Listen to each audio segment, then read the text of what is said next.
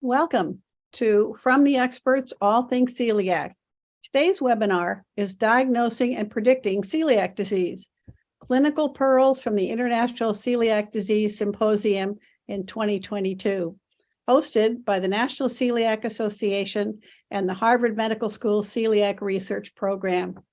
The Harvard Medical School Celiac Research Program was founded in 2013 by celiac experts from 3 Boston hospitals: Dr. Alan Leichner of Boston Children's, Dr. Karen Kelly from Beth Israel Deaconess, and Dr. Alessio Fasano from MassGeneral. The highly collaborative Harvard Medical School program has the twofold mission of developing and promoting the latest research in celiac disease and advancing awareness about celiac disease through educational programs to clinicians and general public. I'm Lee Graham, Executive Director of the National Celiac Association, serving the gluten-free community since 1993. National Celiac provides educational resources on our website, such as Ask the Dietitian, Raising Our Celiac Kids, and Supporting Celiac Seniors. Zoom interactive meetings are open to all on the second Tuesday of every month.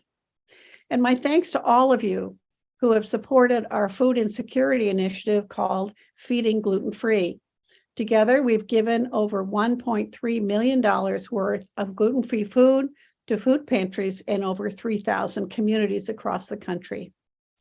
For today, you are welcome to ask general questions through the Q&A feature, which is located on the bottom right corner of your Zoom screen. Closed caption is available by clicking on the CC button. For those of you who are registered for continuing education units, please fill out the survey that will be added to the chat box during the webinar. If you are still struggling to connect with us, tech support is available if needed at digitalmedia@partners.org or by phone 857-282-6470. Also, this session is being recorded and will be available for viewing on National Celiac's website, nationalceliac.org. Our moderator today is Dr. Dasha Weir. Dr. Weir first became interested in celiac disease during her medical training and is now a board-certified pediatric gastroenterologist with expertise in celiac disease in children. She is a clinical director of the Celiac Disease Program at Boston Children's Hospital and serves as the medical advisor of Celiac Kids Connection. Originally a Boston area native, she attended Dartmouth College and graduated with a BA in history in 1995. She subsequently graduated from Case Western School of Medicine in 2000. She returned to Boston and completed her internship and residency in pediatrics at Boston Children's Hospital and Boston Medical Center. After finishing her pediatric gastroenterology fellowship at Boston Children's Hospital, she joined the Division of Gastroenterology and Nutrition there and is involved both in clinical care and celiac-related clinical research. She is also on the executive committee of the Harvard Medical School's Celiac Research Program. Welcome, Dr. Weir. Thank you so much, Lee, and thanks to the National Celiac Association for including me and for this amazing webinar series. Today's topic is a great one, as you know: Diagnosing and Predicting Celiac Disease, Clinical Pearls from the International Celiac Disease Symposium 2022. We're very fortunate to have our 3 speakers, Dr. Chang, Dr. Leonard, and Dr. Therrien, here to share some of the key issues that were discussed at the ICDS meeting in Sorrento. Clearly, we can't cover everything that was covered in that meeting, but I think you're going to be excited to hear the pieces that we're going to hear about today. I know that some of you are still arriving, and I'm going to repeat a few things that Lee just said. Specifically, feel free to use the question and answer feature found below to submit general questions about the presentations today. I will also be asking, if time allows, some questions that were pre-submitted. I just want to remind everybody that this is being recorded and available for viewing later on the NCA website and on the Harvard Medical School Celiac Research Program website. A reminder, and again, a repeat for those of you who are arriving, CEUs are available for registered dietitians, nurses, physicians, and social workers that have pre-registered for the webinar. And to receive your CEUs, please fill out the survey that will be posted in the chat section during the webinar. So to get started, I am first going to introduce our first speaker, Dr. Denis Chang, and ask him to share his screen as I introduce him. Dr. Chang is a pediatric gastroenterologist in the Division of Gastroenterology and Nutrition here at Boston Children's Hospital. He completed his pediatric residency and chief residency at NYU Grossman School of Medicine, followed by his fellowship in gastroenterology here at Boston Children's Hospital, where he stayed on as faculty after his fellowship. His clinical focus includes caring for children with celiac disease, and as a member of the celiac disease program, he is also involved in several ongoing clinical research projects. His favorite part of his job is being part of a multidisciplinary team where he can collaborate with and work alongside expert dietitians and social workers, while also partnering with patients and family members to treat children with various gastrointestinal conditions. Go ahead, Denis. Awesome. Thanks so much, Stasha, for those kind words. And thank you so much, Lee and the NCA for hosting this session, and for all of you guys that are joining in. This was my first ICDS conference, and hopefully not the last. And one of my main take-home points as I share my screen here from the conference is that there's so many people who are passionate about learning more about celiac disease, hopefully finding additional treatments beyond the gluten-free diet, along with hopefully one day a cure. And this team consists of not only clinicians, but patients, family members, pharmaceutical companies, like everyone that's really invested in learning more and helping individuals with celiac disease. And so thank you again for giving me the opportunity to share some of the pearls that I've learned, and I'll be talking about diagnostic challenges in celiac disease, and specifically some of the progress that's being made to tackle these challenging circumstances. So I have no disclosures. And so the outline for the next 17 minutes or so is threefold. The first is to talk a little bit about potential celiac disease. So this is where individuals have positive serology or autoantibodies, however, have a normal or negative biopsy. Followed by seronegative celiac disease, which is actually just the opposite of that, where the biopsy shows findings consistent with celiac disease possibly, but the blood test comes back normal or negative. And then finally, I'm going to touch upon a little bit about the serology-based diagnosis of celiac disease, but Dr. Therrien, I think, is going to share a little bit more on that as well. So first, starting off with the diagnostic algorithm of celiac disease. So how it is that we diagnose celiac disease currently in 2022. And so I'm going to point everyone's attention here. So individuals who suspected to possibly have celiac disease, probably the most commonly sent screening test is going to be this TTG, or tissue transglutaminase, which is an autoantibody, specifically an IgA-based autoantibody. And we also often send a total IgA level because there are some individuals who don't make this type of antibody, and in those cases, there's other types of autoantibodies that's available. If this screening test comes back normal or negative, then we often think that CD is unlikely.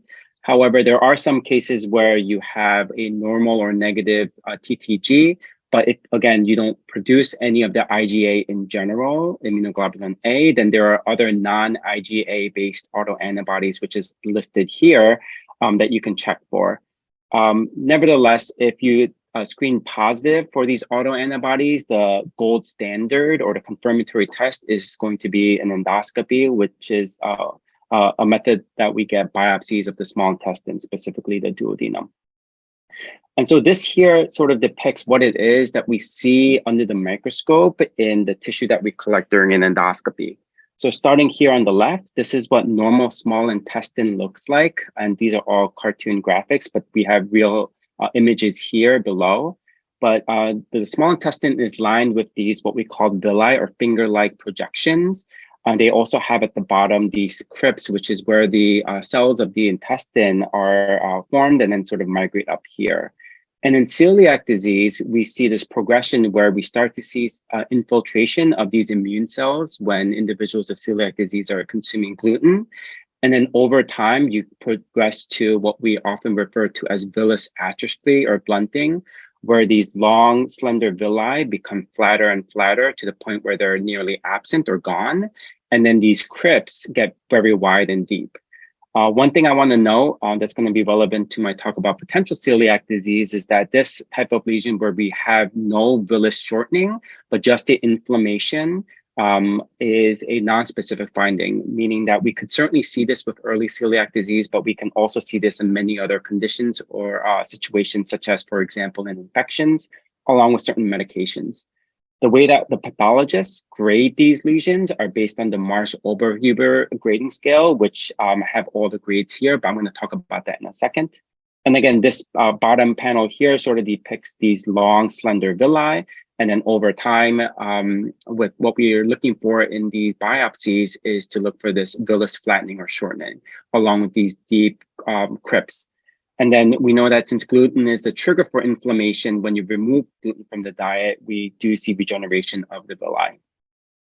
And so going back to our algorithm, so if an individual goes ahead to get a dual duodenal biopsy because they tested positive based on the blood test, we know that if both of them come back negative, again, that's pretty clear cut, CD is unlikely, but both of them are positive, that's how we diagnose celiac disease.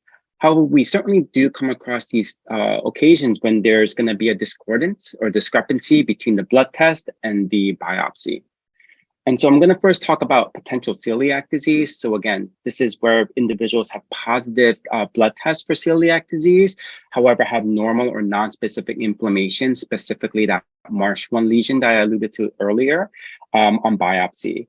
What we've learned in both observational studies in adults and children are that individuals with potential celiac disease don't necessarily have celiac disease at that time, but there are certain factors that we find that may help to clue in who is that's going to go on to develop villus atrophy or definitive celiac disease. And those are going to be individuals who have classic symptoms associated with celiac disease, those who are in higher risk groups, such as first-degree relatives of someone with celiac, type 1 diabetics, or other autoimmune conditions such as autoimmune thyroid disease, along with trisomy 21 or Down syndrome. We do find that if someone is diagnosed with potential celiac disease in a younger age, they seem to be at greater risk of potentially developing celiac disease in the future. However, I'm going to show on my next slide that that's not always the case. And then we know that there definitely is a relationship between genetic risks. So there's two genes, specifically HLA-DQ2 and DQ8, which allow for someone to potentially develop celiac disease. And depending on what the combination is, so if you have two of these DQ2, specifically DQ2.5, then we certainly know that you're at greater risk. However, when we see this discordance, it really is a diagnostic dilemma. Because the first question that's asked is, could this just be because the blood test was wrong and really the biopsy means that you don't have celiac disease? Or is it the other way around? Is it the fact that we know that certainly the biopsies are very small samplings of the small intestine, which is such a large area? And is it possible that maybe we caught some non-specific areas and maybe if we were to look at more areas, there would be some of these more definitive findings? And then also, again, there's a spectrum of what we see inflammation-wise in the microscope. And what further makes this a diagnostic dilemma is that there's no standard guideline on how to manage potential celiac disease. And so this figure here sort of delineates the different outcomes of potential celiac disease. So some individuals we know go on a gluten-free diet, either due to symptoms or whatnot. And so do they end up really developing celiac disease? That book is yet to be determined. However, those who continue on a gluten-containing diet, you have several different possible outcomes. The first is you continue to have these autoantibodies present. And we find that when that's the case, and if you were to get a rebiopsy, more likely than not, especially if the autoantibodies are high, we do end up finding that individuals have celiac disease. However, there are some individuals, even while eating gluten, have normalization of the autoantibodies. And so that's why we often don't use the autoantibody test unless certain criteria are met to make the diagnosis of celiac disease. And there are some individuals that sort of flip-flop between the two. Some, again, individuals go on to be confirmed to have celiac disease. And then over time, some people, again, go on to on a gluten-free diet without confirming a diagnosis. So two of the talks that were presented at ICDS sort of touched upon potential celiac disease. The first talk was from Dr. Rostami from New Zealand, who talked about this concept of microscopic enteritis, or in other words, inflammation that's maybe even deeper and beyond what our eyes can see that's going on in the level of the small intestine. And he talked about different characteristics that you can see that maybe can also lead to symptoms as well, even though you don't have that classic villus atrophy. Dr. Trancone from Italy sort of further expanded on this concept and thought that maybe potential celiac disease should be a distinct condition within the spectrum of normal to celiac disease, because individuals with potential celiac disease certainly do have differences. If you look at some of the characteristics within the small intestine, that's gone beyond the Marsh grading scale that we often use to confirm or diagnose celiac disease. And then there's certain blood markers or cytokines for inflammation that individuals with potential celiac disease have that's not present in individuals without celiac disease. And then there are these specific type of immune cells that certainly is not something that we regularly check for, but may have differences in individuals with potential celiac. Dr. Trancone also touched upon, the direction forward, because through these studies in individuals and in groups with potential celiac disease, we're hoping to identify ways that we can try to predict who it is that's going on to develop celiac disease. So there's one fairly large study in children, about 280 children in Italy, where they followed individuals with potential celiac disease who's continuing to consume gluten. And about 15% or so children went on to be diagnosed with celiac disease in the future. However, what's also interesting is that a third, so 33% of these children end up having normalization of their blood markers. So again, potential celiac disease doesn't mean it's necessarily going to be celiac disease. And they also found about 10 to 15% of them just got lost to follow-up. So who knows what their outcome was. And then hopefully in this age of technology and advancements in medicines and how we're able to process data, hopefully we can use more studies like this to really predict who it is that's going to go on to develop celiac disease in the future. Switching gears a little bit, until we get to that point of these prediction models, Dr. Maki sort of talked about how is it that we can analyze these biopsies even further? Are we doing it the best way that we can? Because even though this remains the gold standard, it's not a perfect test by any means. The biggest factor that can affect our interpretation of these biopsies is how the tissue is oriented. And so what I mean by that is if you look at this image here, if you have a three-dimensional figure here and you cut it using this dotted line, which is the ideal way of sort of cutting this into a two-dimensional image, you get these long, tall villi and you get these short crypts. However, if you were to cut it obliquely like this, the image totally changes. And that's even more so, especially if there's some of these milder changes that you can see. Again, if you cut this within the dotted box here, then it looks like you have some villi shortening. However, if you cut it obliquely, then the villi could certainly look tall and slender. And so orientation really matters.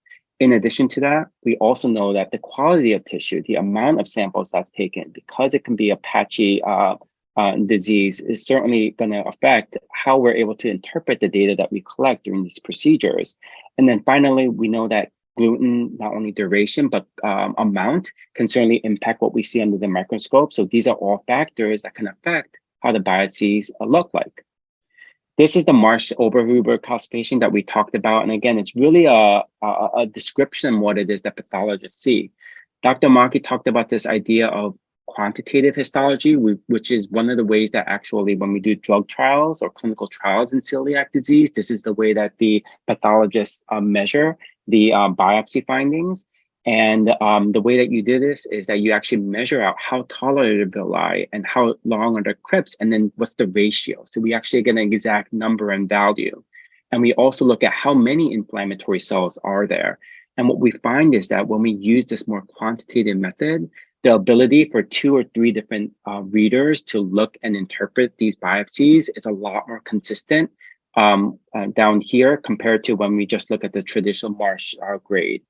Some of the limitations with this, though, is that not everyone's familiar with how to do this. Secondly, orientation certainly matters when you're doing things quantitatively. And thirdly, it's very time consuming as well.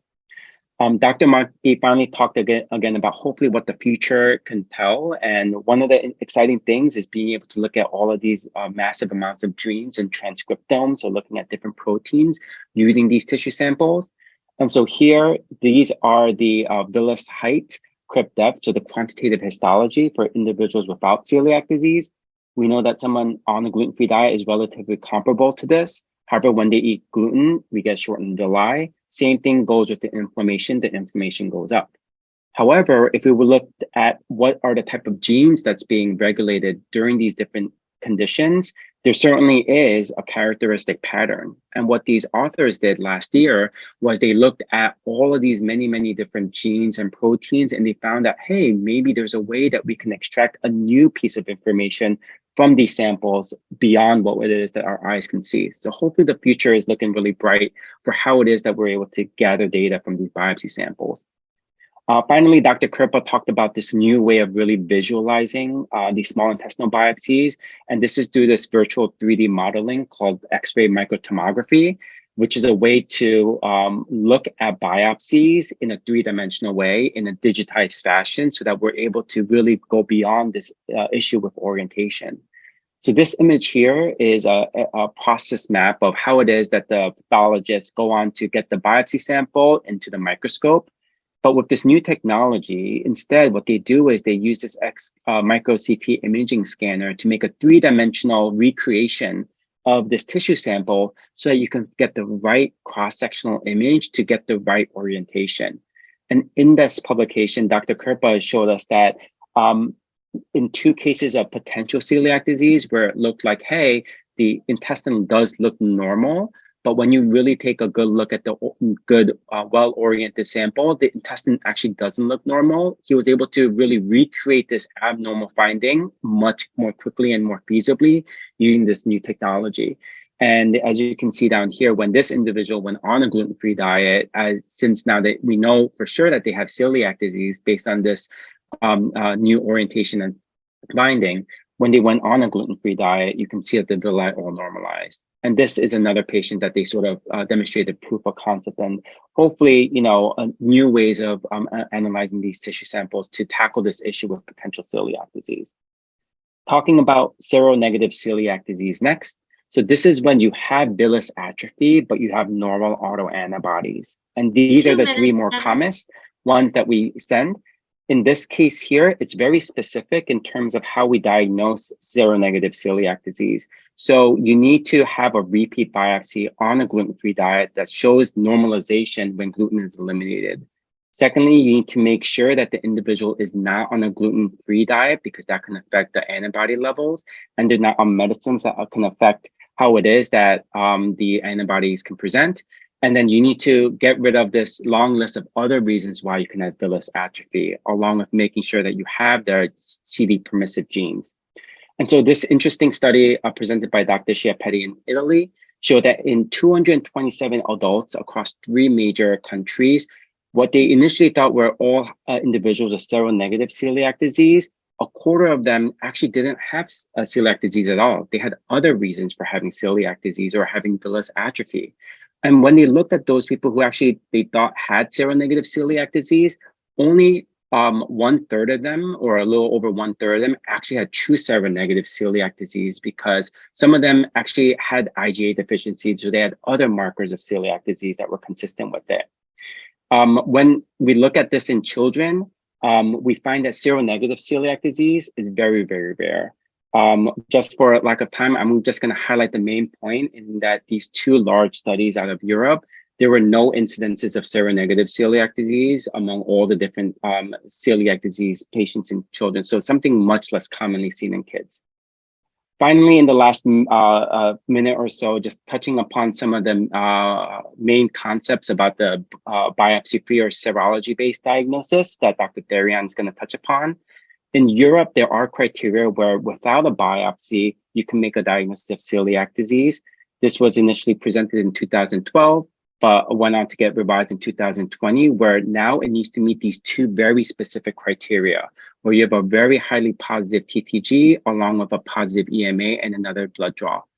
The points to highlight here is that not everyone qualifies for this, and so it's a very specific criteria, and we still globally, in addition to in North America, still use the biopsy as the gold standard. For lack of time, I'm going to pass through this algorithm here. There certainly are going to be pros and cons to each approach. I think one relatively near pro to this possible diagnostic criteria is that when endoscopy was not available in the COVID pandemic, we were able to diagnose some individuals with celiac disease without a biopsy. However, one of the pros for biopsy confirmation is that one, these tests are good but not perfect. And then secondly, there's certainly some diagnoses that you can miss if you don't do a biopsy, even though it may not necessarily be celiac that you're finding. I just want to highlight these two very interesting posters, and then I'm going to wrap up my talk here. The first is looking at how it is that maybe the way that someone's diagnosed with celiac disease can affect our behaviors. And this was a poster presented out of 11 pediatric centers in the US. And again, you can see that a majority of individuals were diagnosed by biopsy, but some individuals were diagnosed using the serology-based criteria. And interestingly enough, those who were diagnosed based on serology alone, it seemed like when they looked at their risk of gluten exposure based on parental surveys, they were at a higher risk than those who were biopsy confirmed. Interestingly enough, in the same session out of Europe, there was another group that actually argued against this and said that, hey, the way that you were diagnosed actually doesn't affect your behavior. So certainly very interesting points to take home here. And so bottom line, just to wrap up, so for potential celiac disease, I think some of the main take home points is that potential celiac disease doesn't mean it is celiac disease, or it doesn't mean that it's not. So following up is certainly key. These are certainly challenging cases, and there's a lot of factors that go into it. And so we do recommend that you see, if there's ever a case, a celiac expert or someone with expertise in this to really walk through what's the right decision for you. We know that seronegative celiac disease is not a common occurrence, but it does happen, much rarer in kids. And then finally, there are strict criteria for serology-based diagnosis, and more testing is needed, particularly in North America, to see whether or not this is something that we can translate outside of Europe. Thank you so much, Dr. Chang. I'm going to introduce our next speaker, Dr. Amelie Therrien. She received her MD in 2011 from the Université de Montréal and completed her internal medicine residency and then her adult GI fellowship combined with a clinical science program in 2017. She is a fellow of the Royal College of Physicians of Canada in internal medicine, adult gastroenterology, and clinical scientist. She completed a master's degree in experimental medicine with a focus on immunology, working on Crohn's disease, and in 2018 moved to Boston to study celiac disease with Dr. Kieran Kelly and the Celiac Research Program at the Harvard Medical School. Her main areas of expertise are celiac disease, other small bowel disorders, nutrition, and inflammatory bowel diseases. She is now working as a clinician scientist in the Celiac Center at Beth Israel Deaconess Medical Center and as an instructor in medicine at Harvard Medical School. Thank you so much for the kind introduction. So I wanted at first to introduce briefly celiac disease, but I think that this audience already knows celiac disease. And why was that upper 10 upper limit of normal thing so important? It's because, as Denis Chang said, in the European guidelines for pediatrics since 2012, if a child has twice 2 times blood work that are elevated, a first one with TTG over 10 times the upper limit of normal, and then a second blood work with positive EMA, then there could be a discussion about not doing a biopsy for the diagnosis of celiac disease. But what is 10 times upper limit of normal? So this is why I wanted to have the correct slides to show you. So when we do some TTG, we get results that look like that, for instance, at Beth Israel. So here you see that the threshold for the test is 15. So if it's lower than 15, the antibody is technically not detected. And if it's higher than 15, then the antibody is detected. So this patient had a TTG of 75, which is technically 5 times the upper limit of normal and not 10 times the upper limit of normal. To have a TTG 10 times the upper limit of normal will need to have 150 for this assay. However, there are dozens of different tests for TTG in the United States. Some of them have a threshold at 4, 5, 10, 15, 20, because of so many different lab kits.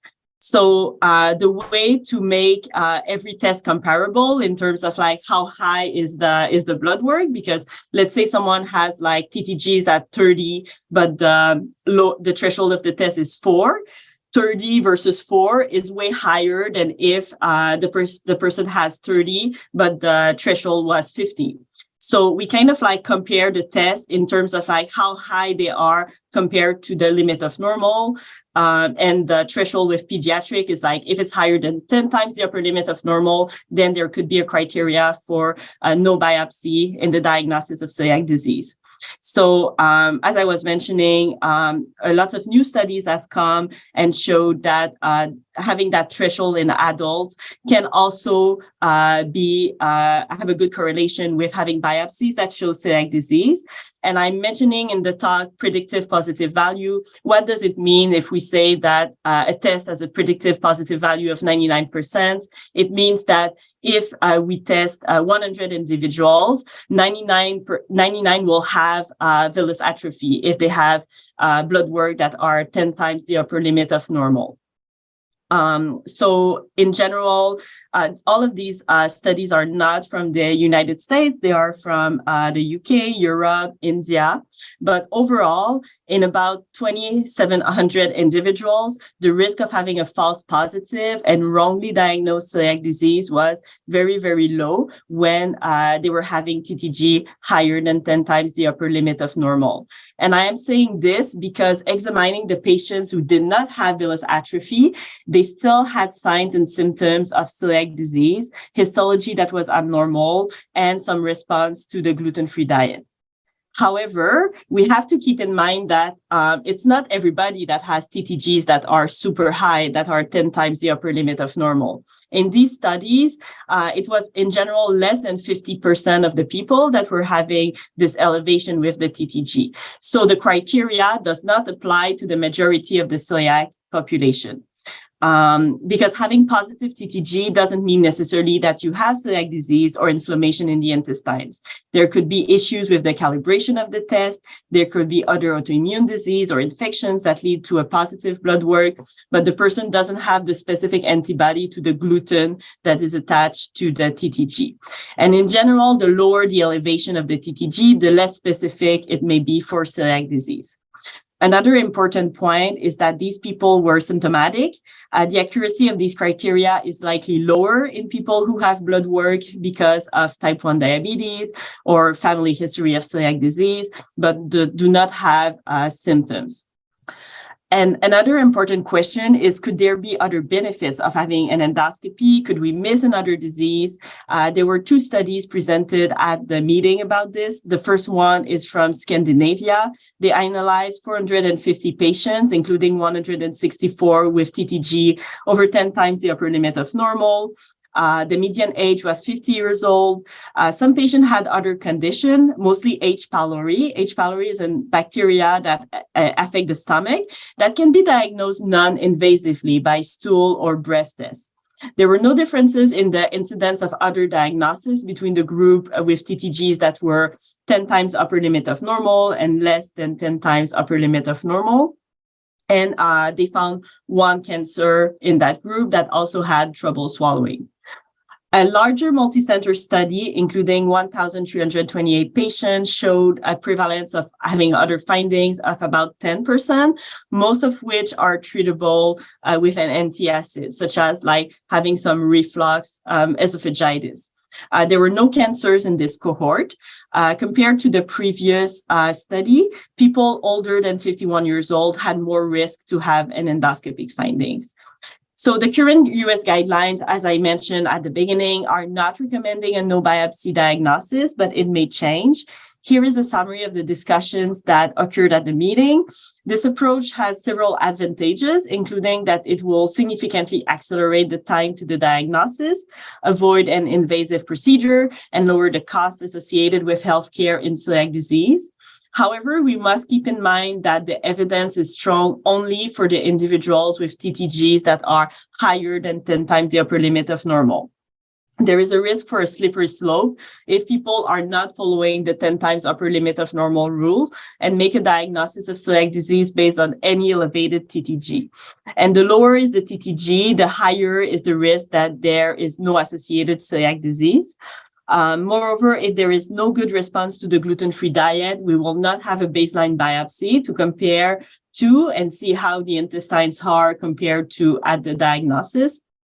Not all GI symptoms are related to celiac disease, and some people may fear that an additional diagnosis was missed, although most of the diagnoses I presented in the prior studies are benign and could be diagnosed non-invasively in the case of H. pylori or response to an antacid.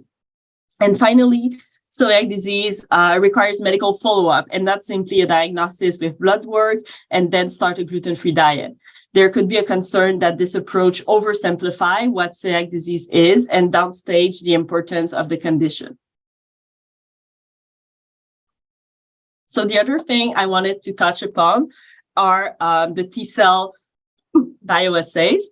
So there are also pro-inflammatory and regulatory immune cells in everybody's intestine. And depending on the type of messages the cells are sending to each other, the response to an intruder can either be to attack the red cells or to tolerate the green cells. People with celiac disease have gluten-specific pro-inflammatory cells that have antennas, the T-cell receptors that, that also fit the sequence of gluten. So to have pro-inflammatory cells with receptors that are compatible with gluten is specific to celiac disease and not in people without celiac disease. And as Denis touched upon, there are some instances where we cannot have a clear diagnosis of celiac disease with the traditional blood work and biopsies of the intestine. In some cases, especially when someone has started a gluten-free diet, the next step is to proceed with a gluten challenge to confirm the diagnosis. But we also know that gluten challenges are hard to tolerate for people who are getting sick having gluten. And in general, the recommendation is to have 3 grams of gluten for 6 to 8 weeks. So it is a long time being sick to get a diagnosis. So ways to identify the T cells have been developed in research, and some are evaluated during clinical trials. These tests include to take a biopsies of the small intestine, stimulate it with gluten to then see the gluten-specific T cells. Other tests involve looking for gluten-specific T cells in the blood with or without a 3-day gluten challenge. So 3-day gluten challenge is far better than 6 week. And there is also a possibility to sequence the receptors on the T cells and see if it corresponds to the ones in celiac disease, because we have found that people with celiac disease pretty much all have similar T cell receptors that are different than people without celiac disease. And finally, there are some tests looking at the production of IL-2 by these cells, either after 1 dose of gluten or even without gluten challenge, and what I call gluten challenge in a tube. And I think that that will be very exciting for the celiac community. So this is based on the fact that pro-inflammatory T cells secrete a substance called IL-2 when they are exposed to gluten. And so the idea is to put gluten in a tube and then add the person's blood. And if the person has T cells that have receptors that catch the gluten, the cells will recognize the gluten and will secrete IL-2. And then we can dose the IL-2 in the tube. So it's really like to challenge your blood with gluten in a tube and not in your body. So this has been recently checked in a small cohort. On the top left, after 6 days, all celiac patients' blood but one secreted a significant amount of IL-2. On the right, you can see that the production of IL-2 was able to differentiate people with and without celiac disease.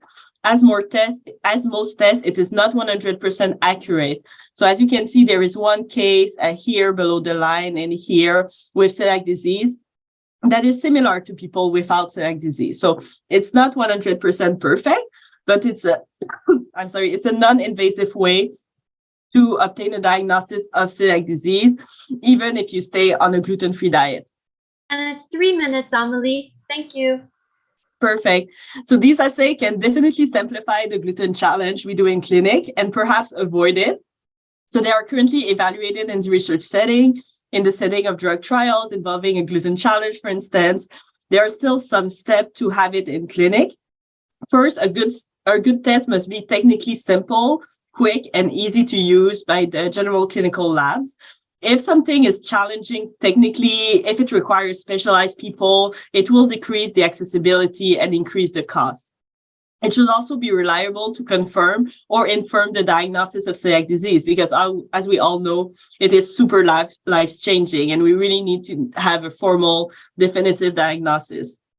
And so we need large cohort and clinical studies to validate these assays for clinical use. And I encourage you to participate once centers will start doing these studies to confirm if these ways to diagnose celiac disease are valid in the general population. And finally, quickly, I wanted to touch upon hidden gluten in refractory celiac disease. So among people with celiac disease, there are a few people, not a few, but there are some people that are non-responsive to the gluten-free diet, meaning that they still have symptoms despite following the gluten-free diet.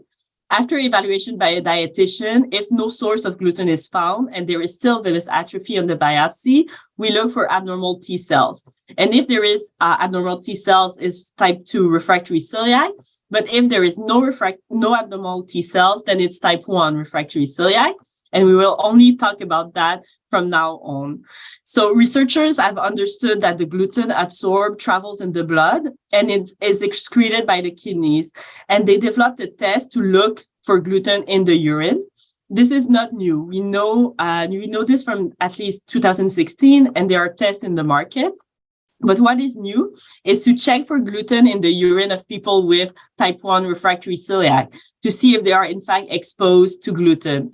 So a team from the UK took 36 person with RCD1 and asked them to submit 3 urine samples, 1 during the week and 2 during the weekends, because it is more likely to be exposed to gluten in the weekend. And so they found that 47% of the group had at least 1 positive sample. So it means that over the last 24 hours before doing the test, they were exposed to at least the equivalent of 2 croutons. So it helps confirm our suspicion that with gluten being present everywhere, gluten exposure is always to suspect. And often people either do not know they are exposed or think that it is not an exposure large enough to be clinically significant, disclosed to their doctor. This data is also reassuring in the way that RCD1 can be caused by gluten exposures in some people, and not because their immune system is going rogue and not responding.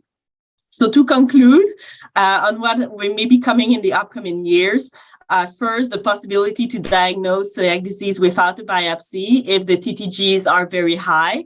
As mentioned before, there is no large studies in the US, and our colleague from Cleveland, Dr. Jensen Knodel, is leading a multi-center project where we will pool all the data of the TTG and biopsy results to evaluate in the US over the last 15 years if this rule of 10 times upper limit of normal also applies to our population.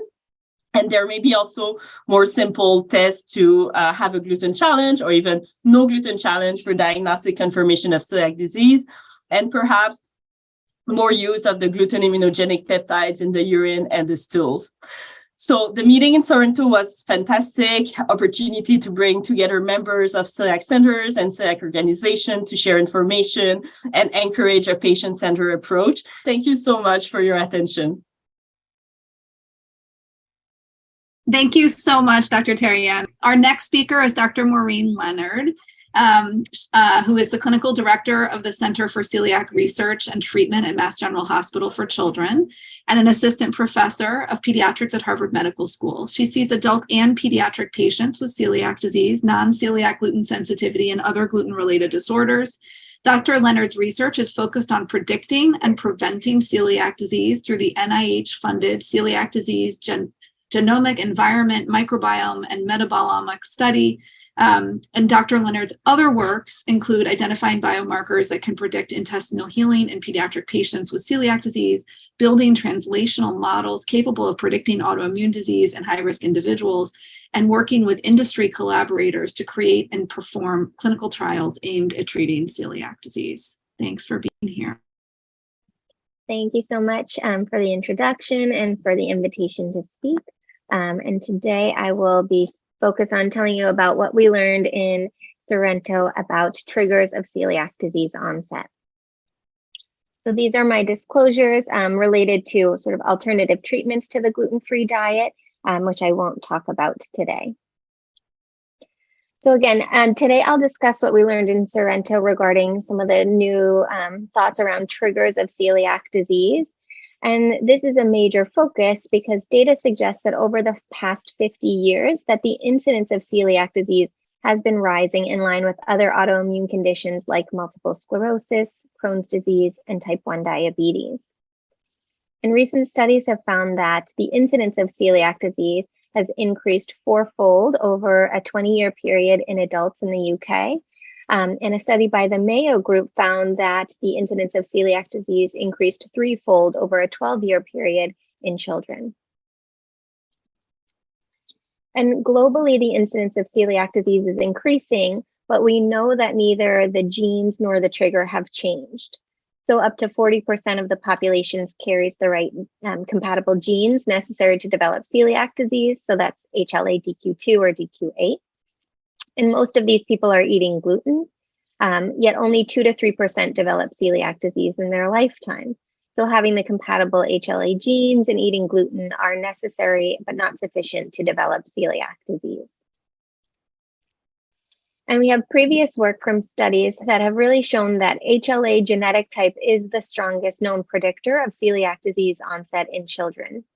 So this is a figure from a study by the TEDdy study group, and they followed over 6,000 children who had compatible HLA genes, so the DQ2 and DQ8, and they followed them from birth and found that in those with the highest risk genetic type, so in children that had 2 copies of HLA DQ2.5, that 26% developed celiac disease by age 8. Compared to 11% of children. So those who had a standard risk gene, so 1 copy of HLA-DQ2 or DQ8, only 11% went on to develop celiac disease during that same time point. And there were 2 other studies published at the time that looked at a slightly different population. So not just children who had the compatible genes, but children who had the compatible genes and a family history of celiac disease. And what they found is that in those children who, when they had the highest risk gene type, again, the 2 copies of DQ2, that 38% went on to develop celiac disease, compared to 19% of children that had just 1 copy of DQ2 or a copy of DQ2 and DQ8. So these studies really showed that a significant number of children with compatible genes and with a family history of celiac disease will develop celiac disease early in life. And in addition to the HLA genetics, the timing of gluten introduction into a child's diet has been examined by 2 prospective studies involving nearly 1,000 children.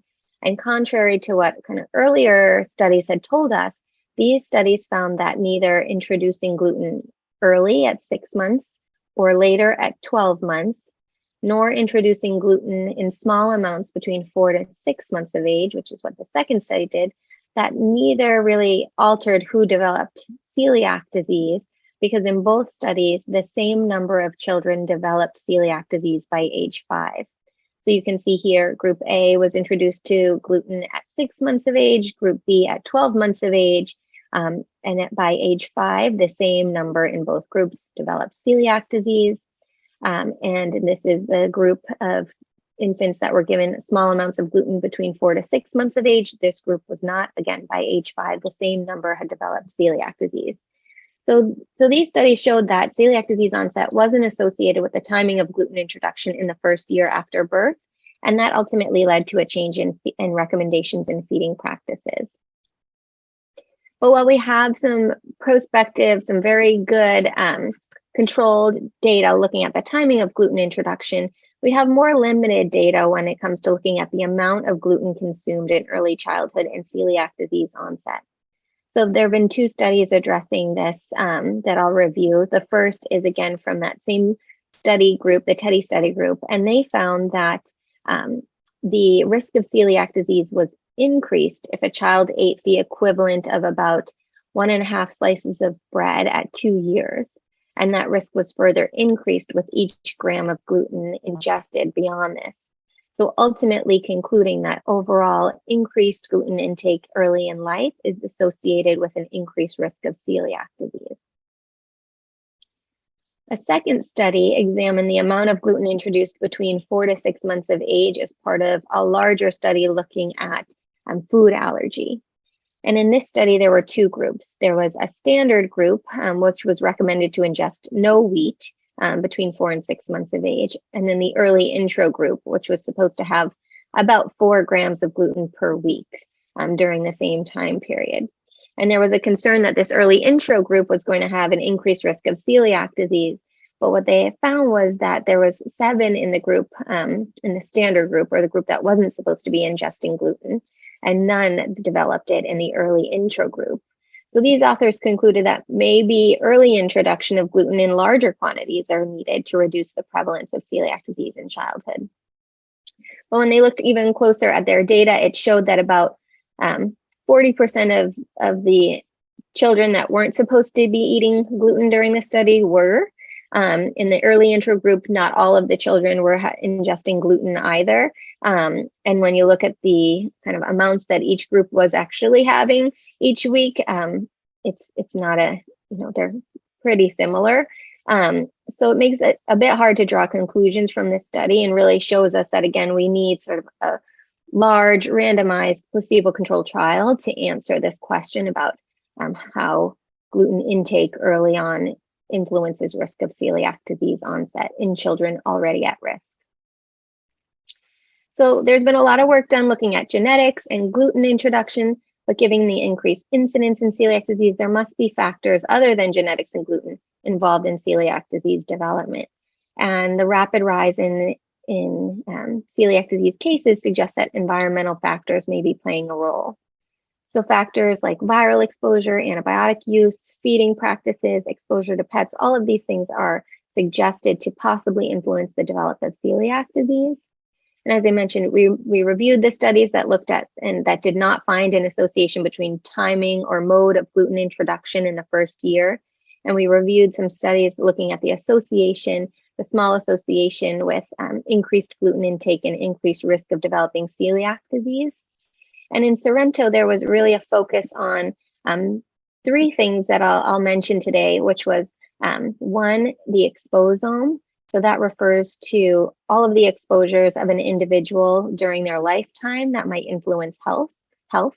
There was also a focus on season of birth and viral infections.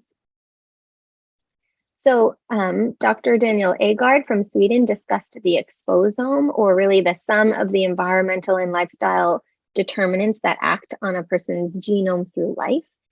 So there are a couple of parts to the exposome. They include the external general exposures. So those include things like considering pollution and climate and how that influences health. There's external specific exposures, and those things are things like medication, diet, infectious exposures, and how those influence, again, health.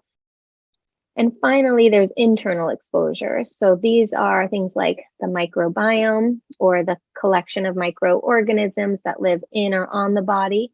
It's made up of bacteria, fungi, viruses, and other things.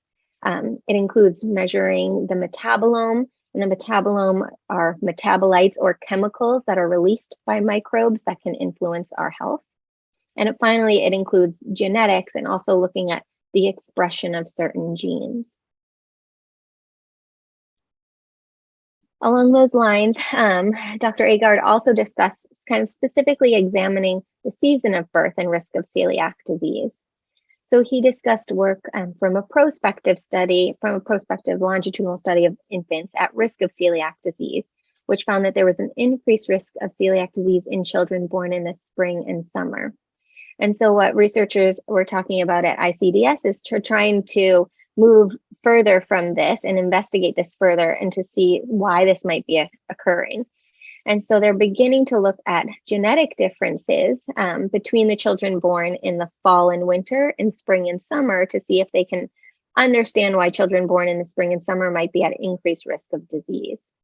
And they did find a polymorphism or a different form of a specific gene in children that went on to develop celiac disease and children who were born in the spring and summer.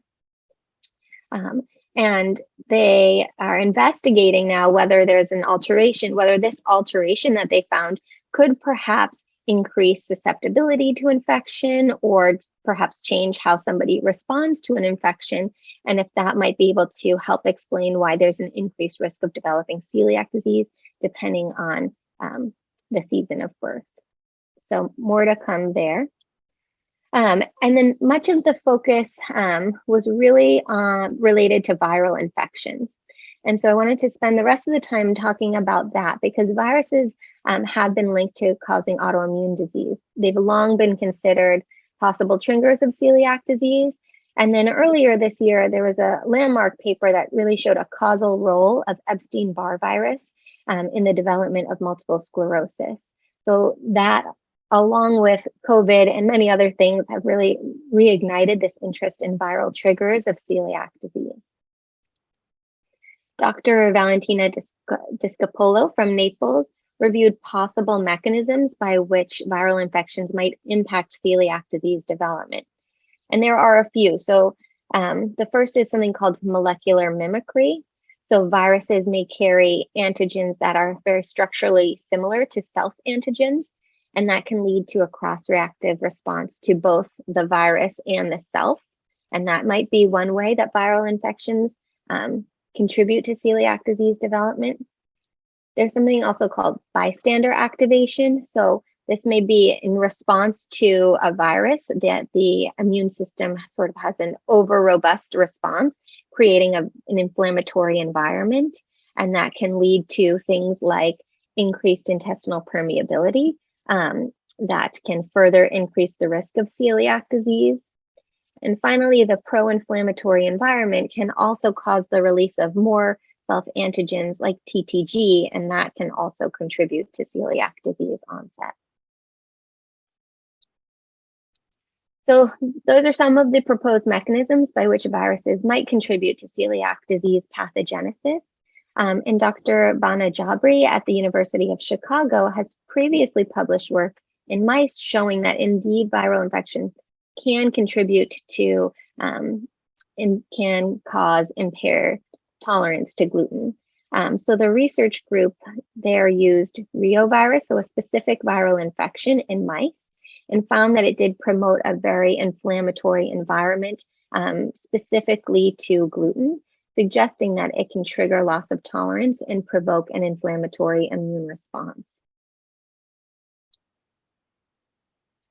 So I wanted to also focus in on a specific virus, which was discussed in a number of talks in Sorrento, enterovirus, and kind of review 3 studies that all utilize different methods to study this, but have linked enterovirus with celiac disease.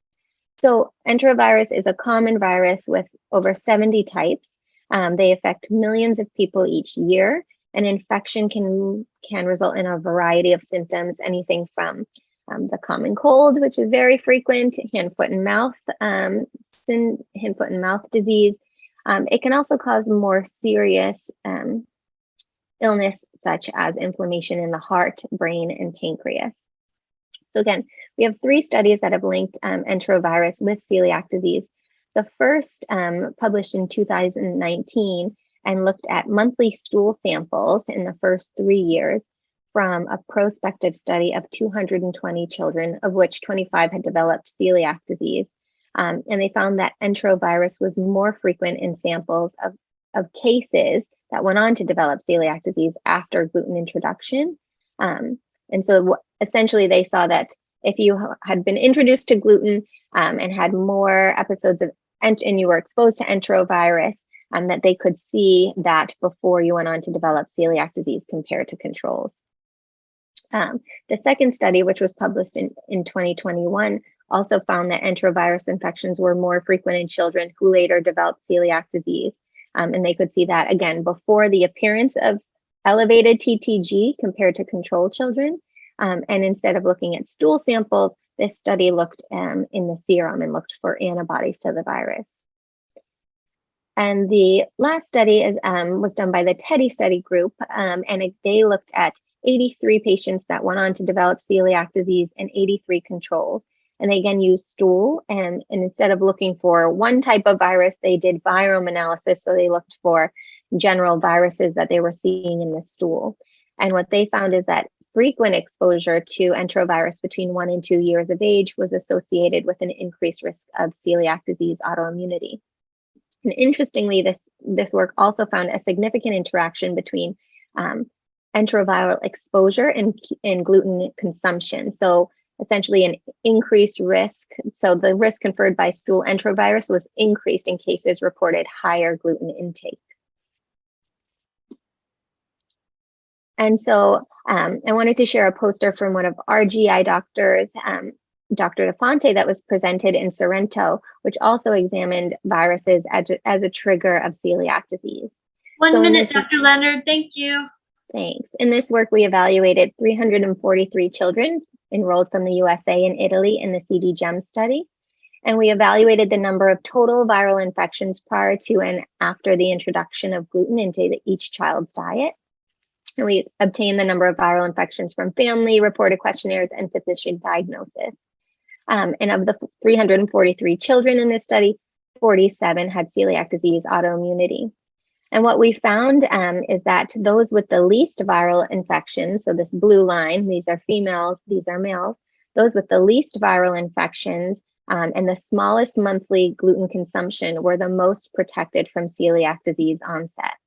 So essentially, fewer viral infections after gluten introduction and a smaller amount of gluten consumption appeared to be protective against celiac disease onset. So to summarize, investigating the triggers of celiac disease really requires analysis of the exposome, the environment, and lifestyle factors that influence us through life. Their season of birth may influence celiac disease onset, and researchers are now trying to really get into the mechanism behind how this might occur. Viral infections may be one of the triggers of celiac disease onset. There are several potential mechanisms. This has been experimentally shown in mice. And enterovirus infection after gluten introduction has been linked to celiac disease onset. And several studies have found really a synergistic effect between increased exposure to viruses and increased gluten intake early in life. Thank you. Thank you very much, Dr. Leonard, and thank you to everybody for these great slides and presentations. So I think we're going to go into the question and answer piece of our talk of the webinar now. And we've had a lot of different questions pre-submitted and during. Some of the questions have been answered in the Q&A, so please take a look there. I'm going to start off with a very basic nuts and bolts question. The idea of gluten and gluten exposure came up both in the setting of a gluten trial, but also in the setting of childhood early exposure. And we had a question related to what that means in terms of like 3 grams of gluten, 4 grams of gluten, 1.4 grams of gluten. What does that mean in terms of real life food? Like how much is that in someone's diet in terms of food? So for example, 3 grams, how much would that be in terms of food? How many slices of bread? Do you guys have a sense that you could share with the group? So I think it depends on the size of the bread and the type of bread, but in general, I would say roughly like 2 small slices of bread is 3 grams of gluten. Yeah, I was thinking the same thing. This is one of those things where when we say gluten challenge, and if you ask 10 different individuals, you might get 10 different answers, and there's no standardization for it. But I usually counsel like 1 to 2 slices of bread being anywhere from like 3 to 5 grams. But again, unless you actually quantify exactly how much it is in that bread or in that serving, it's hard to be, definitive or consistent with it. Thinking more a little bit about gluten exposure, we got some questions about potential celiac disease, and I'm going to ask you this one, Dr. Chang. So in potential celiac disease, should these patients, and again, to remind people of potential celiac diseases, it's when you have normal biopsies but positive serology, should those patients continue to eat gluten, or should they start a gluten-free diet and be monitored? What's the best approach in those cases? Oh, that's a super great question. When I come across these situations, and I'd love to hear, what Dr. Therrien and Dr. Leonard do, because again, these are one of those things where there's no right or wrong answer. I think it really boils down to what's going on with the patient that's sitting in front of me in clinic. I've had cases where, we come up with potential celiac disease, but they're clearly very symptomatic, and it's because of clearly gluten. And in those cases, especially when we deal with children and they're around, we always worry about growth trajectory, especially if they have untreated celiac disease. I might say, hey, listen, this is disturbing, school, this is potentially affecting your growth overall. Maybe we need to go on a strict gluten-free diet and get you feeling better, and then sort of watch closely. And that's really the bottom line, continue to follow through, because the book has yet to be written. And so in those cases, I might say, hey, maybe going on a gluten-free diet. Whereas if someone is totally asymptomatic and we did this because they were at a higher risk, a family member, and it came back as potential celiac disease, but they're not having any symptoms, there's no impact on their growth or bodily function. In those cases, I do advocate more of, hey, maybe we should just keep you on gluten and just monitor closely, again, for symptoms and also with autoantibodies, because the outcome, it could certainly vary. I have a question now related to genetic risk, and I'm going to send this question to Dr. Leonard. In the setting of a child who has a parent with celiac disease, or who has DQ2 or DQ8, are there specific precautions that families should take with those kids, in your opinion? And specifically, is there anything differently that those families should be doing in times of fever or illness in terms of gluten intake? Sure. That's a difficult question, because we have some research that's suggesting that, like we said, maybe early increased gluten increases risk, and maybe it's that at the time of a viral infection increases risk. So I think I would be, mindful of that. But at the same time, I hesitate, because when it comes back to, for many, many years, we thought that breastfeeding was protective against developing celiac disease. And for many, many years, we thought that the timing of gluten introduction really in the first year altered who went on to develop celiac disease. And it wasn't until we did the prospective studies from birth that were randomized and controlled that we got the answer that neither one of those things mattered. So I will say I wouldn't make a strong case until we see some of these. If we can, at least we can see a randomized placebo-controlled, hopefully, trial looking at amount of gluten early in life. So I would be mindful of it. But again, we have had times where, feeding practices changed based on how we did this study. There was another question that Dr. Tren answered in the question and answer, but I just wanted to make sure we talked about it briefly. In patients who have known celiac disease, so again, not potential celiac disease, not children who might be at high risk, is there any role at all to consuming small amounts of gluten to mitigate or lessen the reactions that people have to gluten in celiac disease? So what I answered in the chat is that no, you won't make yourself be more tolerant to gluten by kind of like training your immune system by ingesting gluten. There are some therapies that are currently under study about training the immune system to gluten, but that gluten goes directly to the liver and to the spleen, and to purposefully eat some small amount of gluten will just like entertain the inflammation and make you sicker in the long term. Thank you. We got an interesting question along the lines of thinking about monitoring celiac disease.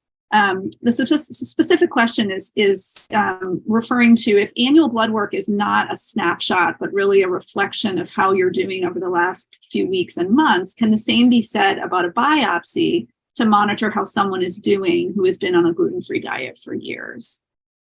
Dr. Tran, could you maybe comment on that? And then if Dr. Chang or Dr. Leonard has anything to add.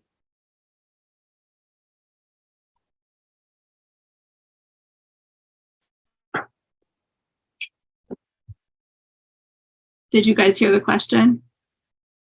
Oh, sorry. Were you asking me or Dr. or Denis? It's okay, but anybody can dive in. It's talking about the role Yes. of biopsy, and is it really a snap in time, or is it how do you use that in terms of monitoring someone who has been on a gluten-free diet for a long time? Yeah, so first, the biopsies are sometimes the inflammation in celiac disease is patchy. So the biopsies are not necessarily representative of the entire inflammation that is in the intestine.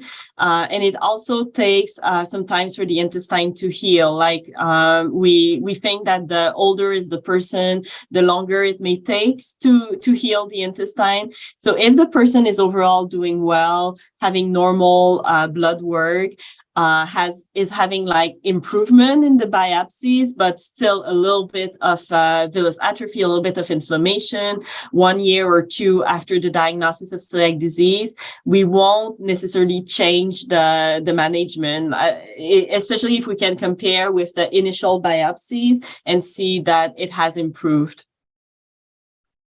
And I know we're getting close. Oh, sorry, go ahead. Oh, no, I was just going to give the pediatric perspective because, again, I think for adults and for kids, there's no standard of, do you need definitively a follow-up biopsy? And certainly in kids, we think about anesthesia. It's an invasive procedure. And so I try to look more about, what's their improvement symptoms-wise, if they had any, look at blood work, making sure it downtrends and eventually normalizes. And only in select cases do we use the biopsy to really see, hey, is this still because of ongoing active celiac disease, or is there something else that can coexist with celiac disease that's causing symptoms? We're getting close to the end, but I have another question that I wanted to ask specifically to Dr. Leonard, but again, others can please chime in. The data about viruses and its role in their role in triggering celiac disease is really interesting. Is it possible for other infections or pathogens to do the same? Yes.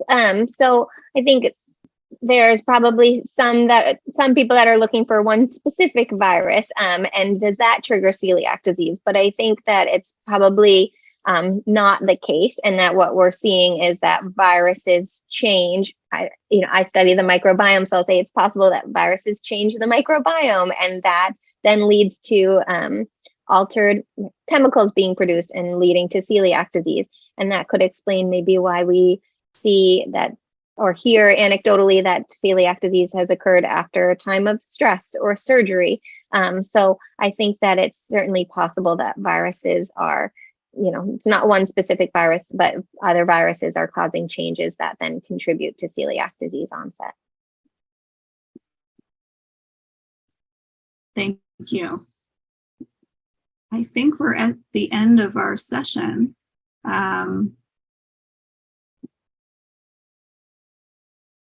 If anybody, there are still a number of other questions, and we'll take a look at them, of course. And remember the CEU credits to please check the chat.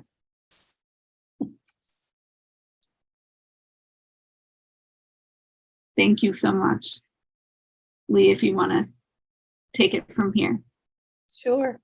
We hope you found this webinar helpful and informative, and there will be more. We will again be hosting webinars in the spring. Please follow our social media and websites for upcoming topics and registration from both the Harvard Medical School Celiac Research Program and the National Celiac Association.